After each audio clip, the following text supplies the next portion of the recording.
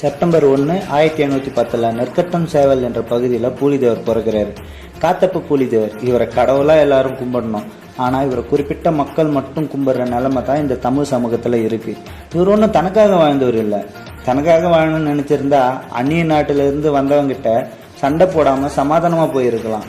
அப்படி இல்லாமல் அவங்கள எதிர்த்து 1755 அலெக்சாண்டர் ஹெரன் கூட போர், 55 களக்காட்டில் நடந்த போர், 1756 திருநெல்வேலியில் நடந்த போர், 1756 நெல்லையில் நடந்த போர், 1756 கங்கை கொண்டானில் நடந்த போர், 1759 வாசுதேவநல்லூரில் நடந்த போர், 1760 நெற்கட்டும் சேவல் என்ற பகுதியில் நடந்த போர், 1761 கான்சாஹிப் கூட போர், 1767 பூலிதேவரோட கடைசி போர். நம்ம தமிழ் இனத்தின் விடுதலைக்காக இழந்த இவரை ஜாதியை வச்சு தான் இங்கே கொண்டாடணும். அதே ஜாதியை வச்சு தான் இங்கே கொண்டாடாமல் இருக்கும். என் இனத்துக்காக கஷ்டப்பட்டவங்க எந்த சமூகமாக இருந்தாலும் அவங்க என் முன்னோர்கள் தான்.